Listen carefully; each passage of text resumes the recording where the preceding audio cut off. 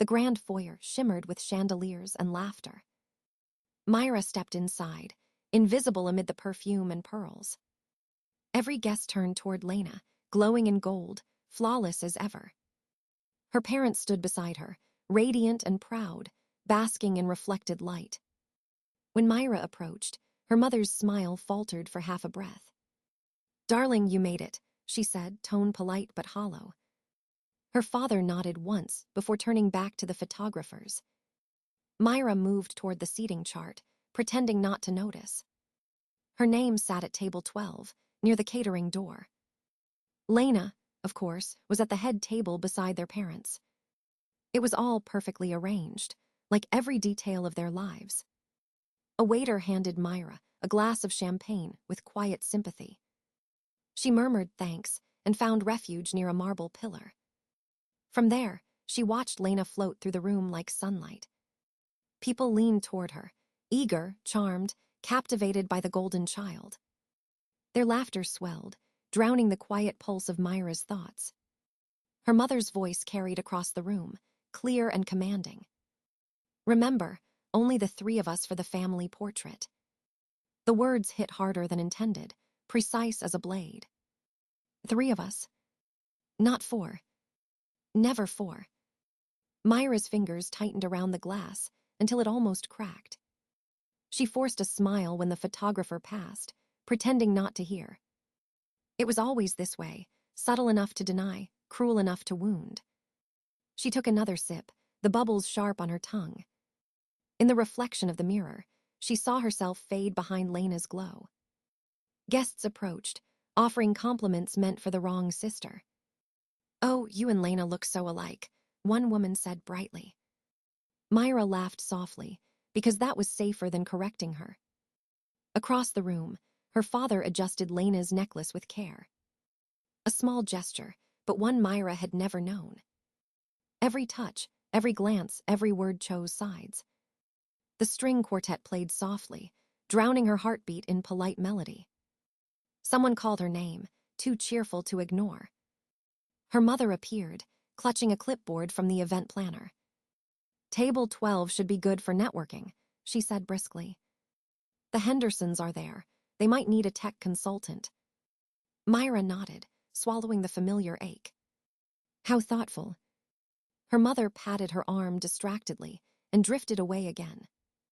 The scent of lilies filled the air, thick and suffocating. Mira moved toward the balcony doors, seeking air that didn't smell of perfection. She passed framed photos, Lena's recitals, Lena's graduations, Lena's awards. Her own face appeared rarely, and always near the edges. She wondered if anyone ever noticed the pattern but her. From the dining hall came the sound of a toast, glasses clinking in rhythm. Her father's voice rose, full of pride and certainty. 35 years, a home, a legacy, and our shining star, Lena. Applause followed, bright and endless, echoing through the marble. Mira stood alone by the open door, cold air brushing her skin. Her smile stayed fixed, but her eyes told the truth. She didn't belong to that photograph, that family, that story. Not tonight. Maybe not ever. The lights dimmed slightly as the dinner began. Crystal glasses shimmered under the golden glow of chandeliers. Mira sat at table 12, surrounded by polite strangers. Lena's laughter carried easily from the front of the room. Every eye seemed drawn to her, as if pulled by gravity. Her parents sat close, their faces alight with pride. From Myra's corner, they looked like a portrait of happiness. A portrait that had never needed her. The waiters moved gracefully, serving champagne and endless smiles. Mira nodded through small talk about business, art, and vacations. Her mind drifted, tracing old memories she couldn't silence. Birthdays where her candles burned unnoticed. Graduations where applause never reached her row. Moments blurred together into a quiet ache. Then her father's voice filled the air again, deep and rehearsed. He stood, lifting his glass with practiced ease. 35 years, he began, and the room hushed instantly. 35 years of building a home, a legacy, and a family. His gaze swept across the guests, warm and commanding. When his eyes found Lena, his smile deepened. And nothing reflects that legacy better than our radiant daughter, Lena. The crowd erupted in applause, soft and approving. Myra clapped too, because silence would be noticed. Her father continued, telling stories that once included her. Only now, her part had been edited out. The birthday Lena sang for him at 5. He forgot the 15-year-old, who planned the entire event. The audience laughed at every charming detail. Myra's name never left his lips. She sipped her champagne, the bitterness stronger than before. Her mother dabbed her eyes, as if love overflowed. To the untrained eye, it was a perfect family moment. To Myra, it was the same performance repeated for decades. When her father sat down, the applause faded. Then came the sound of velvet against wood. Her mother stood, producing a small red box. The brand was unmistakable, Cartier. The air tightened with anticipation. "For our precious girl," her father announced, his voice trembling with pride. "A symbol of time, of beauty, of everything you are to us." Lena gasped as she opened the box. Inside, a diamond-studded watch glimmered like captured light. The crowd sighed in admiration, voices murmuring the price. $15,000, someone whispered. Myra smiled politely as the clapping resumed. Her pulse pounded in her ears, steady but sharp. There would be no second box. There never was. The spotlight stayed on Lena, golden and untouchable. Her parents hugged her tightly, a picture of devotion. No one looked toward the corner near the kitchen door. The air smelled of roses and champagne, sweet and false. Myra stood, excusing herself before the tears could rise. Aunt Rose met her near the terrace with a knowing look. "Come outside, dear," she said gently. The night air was cool, mercifully real. "They've given her 3 grand gifts this year," Aunt Rose murmured. The spa, the trip to France, and now this. Myra blinked, stunned. She said she won the trip. Myra climbed the staircase slowly, heels echoing against polished marble. Each step felt heavier than the last, weighted with years of silence. The hallway smelled faintly of lavender, her mother's favorite perfume. She opened the door to her old bedroom and froze in place. The walls were no longer pale green, but painted Lena's soft lilac. Her trophies were gone, replaced by glittering pageant crowns and ribbons. A vanity stood where her desk once was, covered in perfume bottles. It wasn't her room anymore. It never had been. She crossed the floor, fingertips brushing the bedspread, trying to feel something familiar. Under the pillow, her hand hit something hard and thin. She pulled out a worn copy of Jane Eyre. Edges yellowed with time. Her grandmother's handwriting curved inside the front cover. "To my Myra, who will always find her own path. With love, Eleanor." Her breath caught. She hadn't seen that book since she was a child. A folded envelope slipped from between the pages, sealed with red wax. Her name was written across it, steady and graceful. She sat on the edge of the bed and broke the seal. The paper trembled in her hands as she read. "My dearest Myra, if you are reading this, then the day has come. The day you sought refuge from their noise and found yourself again." Tears blurred the ink, but she kept going. "I know what it feels like to live unseen in a house of mirrors. I lived it too. I saw how they looked past you, how they mistook silence for weakness. But I saw your strength. I made arrangements for you at the bank with Mr. Abernathy. There is an account in your name only, with funds and my journals. The code is the date we visited the art museum, just the 2 of us. This is not about money. It is about freedom. You are my true heir in spirit, the one who carries my fire. The quiet ones always outlast the celebrated." Her vision swam as she finished reading. Her grandmother had known. She had seen the imbalance long before anyone else dared to speak it. Myra pressed the letter to her chest, feeling the weight of every word. She remembered Eleanor's laugh, warm and knowing. Books build inner worlds, she used to whisper, handing Myra another story. Where no one can tell you who to be. Now the words echoed through her mind, like a map to salvation. Myra looked around the room again. Lena's crowns, her posters, her perfume. Everything screamed belonging that wasn't hers. But this letter was. It was proof that someone, once, had believed in her completely. She folded the paper carefully and slipped it into her purse. For the first time in years, she didn't feel invisible. The silence in the room no longer felt hollow but full of promise. She rose, straightened her shoulders, and whispered, "Thank you, Grandma." The house downstairs hummed, with laughter that wasn't hers. But Myra finally understood. She didn't need to chase their approval anymore. She had already been chosen, by love that saw her clearly. Myra stepped out into the night, the autumn air crisp against her skin. The laughter from the house faded behind her like a memory she no longer wanted. She slid into her car and started the engine without looking back. Her phone buzzed on the seat beside her. A message from Ethan, her business partner. "Escape complete," it read, followed by a winking emoji. She smiled faintly for the first time that night. "On my way," she replied, turning onto the road toward the city. Streetlights stretched into golden lines, through the tears she refused to shed. She wasn't running away this time. She was driving toward something that belonged to her. 40 minutes later, she pulled up in front of La Fontaine, their usual restaurant. Through the window, she saw Ethan and Clara already waiting with glasses raised. The warm glow inside felt like sunlight after a long winter. When she entered, the host greeted her by name. "Miss Myra, your friends are waiting," he said with genuine warmth.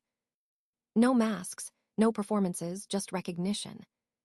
As she reached the table, Clara stood and hugged her tightly. "You actually made it before dessert," she teased. Ethan lifted his glass, his grin wide and proud. "To the woman who builds empires, while others build excuses." Their laughter filled the air, real and unpolished. Myra sat down, the tension of the night melting from her shoulders. Before she could answer, a buzz of notifications swept through the restaurant. Phones lit up across the room like tiny fireworks. Ethan checked his screen and looked at her with wide eyes. "It's out," he said. "The press got it early." Myra's pulse quickened. Then she saw the headline on her phone. "Novatech acquired by Stellar Group for $75 million. A hush spread, then applause erupted from nearby tables. Colleagues, old classmates, and even strangers congratulated her. The restaurant owner appeared with a bottle of vintage champagne. "On the house," he said proudly. "My daughter used your app in school."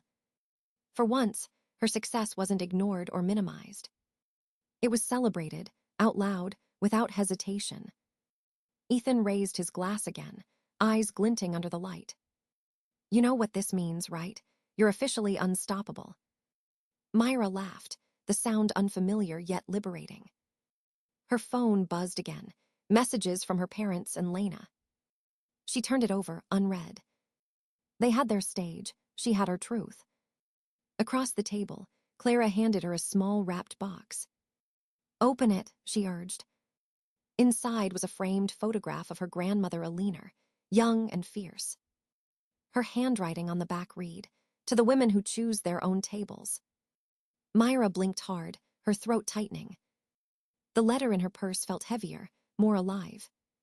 She raised her glass slowly, her voice steady. "To freedom," she said. "To family that sees you," Ethan added. Their glasses clinked softly, sealing a new beginning. For the first time, Myra wasn't a guest at someone else's story. She was the author, writing her own. The next afternoon, Myra sat at a sleek glass table overlooking the city. She had chosen the restaurant carefully, neutral ground yet her domain. Her assistant, Claire, arranged the folders neatly before stepping aside. At exactly 2:15, her parents arrived, impeccably dressed and unreadable. Her father's handshake was firm but cold. Her mother smiled too brightly, pearls glinting under the light. Lena trailed behind them, eyes uncertain, clutching her phone. "Myra," her mother began softly, "you left quite a scene last night." Myra folded her hands, calm and composed. "I left before becoming part of one," she said evenly. Her father's brow furrowed. "People asked where you'd gone. Senator Miller was expecting you." "Perhaps next time he'll invite me directly," she replied without flinching. The waiter poured water. Silence thickened like fog. Her mother leaned forward, tone rehearsed. "We wanted to discuss what happened. That photo." "The one you wanted with the three of you," Myra interrupted quietly. Her mother blinked, startled. "You heard that?" "It was loud enough," Myra said. "Loud enough to explain 30 years of omission." Her father exhaled sharply, the sound of authority losing patience. "You're overreacting. It was one photo, Myra." "One photo," she repeated, sliding a file across the table. Inside were snapshots from their family albums, Christmas, graduations, birthdays. In every one, Lena stood at the center, Myra half cut from the frame. Her mother's hands trembled as she turned the pages. Her father's face hardened into the same wall she'd faced all her life. "I'm not here for apologies," Myra continued. "I'm here for truth." Her father scoffed. "Truth? You think success buys you moral ground?" "It buys me freedom," she said, "and clarity." Lena spoke at last, her voice thin. "I felt like you were punishing me by leaving." Myra looked at her sister, pity softening the edge of her anger. "I wasn't punishing you. I was saving myself." Her mother dabbed at invisible tears. "You've changed. You used to understand family comes first." "I still do," Myra said. "That's why I built one that sees me." Her father's voice rose. "Your grandmother would be ashamed of this defiance." Myra reached into her bag and placed a letter on the table. "She's the reason I'm sitting here today," she said quietly. Her mother's face drained of color. "What letter?" "The one she left for me, the one you never mentioned." The silence cracked like glass. Her father's knuckles whitened around his glass. "You think a few kind words make you better than us." Myra stood, her tone steady, final. "No, they reminded me I never needed to be less." She placed her business card beside the untouched menus. "Myra Hamilton, CEO, Novatech." Their eyes widened, speechless. "If you want a relationship, it starts with respect. If not, I'll survive." Her chair slid back quietly as she turned away. Behind her, only silence remained, their first honest response in years. In the elevator's reflection, Myra saw her own calm face. Peace, not victory, looked back. 6 months passed, and the city wore the soft colors of early spring. Myra stood by the window of her penthouse, sunlight spilling across the floor. Her reflection looked different now, steadier, freer, entirely her own. The long mahogany table gleamed under the chandelier, set for dinner. It was the same table her parents once owned, bought back at the estate auction. Not as a trophy, but as a reclamation of space and history. She placed her grandmother's china carefully, one plate at a time. Every motion felt like rewriting a story that once excluded her. The doorbell rang, and warmth filled the room. Ethan arrived first, carrying a bottle of wine and his easy grin. 28 new applicants for the mentorship program, he said proudly. Myra smiled. They'll need more than funding. They'll need someone who believes. Clara followed, laughing, her husband trailing behind with flowers. Then came colleagues, professors, and old friends who had become family. Voices intertwined, easy and unforced, no one competing to be heard. They filled the space with conversation instead of judgment. Myra moved through them gracefully, calm at her own table. On the wall beside her desk hung Aliner's framed letter. The ink had faded slightly, but the words burned brighter than ever. "We choose which chairs matter." It was the line that had carried her through the storm. Her phone buzzed quietly with a message from Lena. Mom still calls your foundation a phase, it read. Dad says missing Easter was another stunt, but I get it now. Attached was a photo of them as children on a tire swing, laughing. On the back, Lena had written, "We were happy before they taught us not to be." Myra's chest tightened, not with pain but with understanding. She tucked the photo into her pocket and returned to the table. The room smelled of roasted herbs and wine, alive with human warmth. Someone raised a glass, and the chatter fell into a hush. "To Myra," Ethan said, voice steady and proud. "The woman who built something real and still made room for others." Glasses clinked, a soft chorus of belonging. Myra stood, hand brushing the brooch pinned over her heart. It had been Alina's, the only heirloom she truly cherished.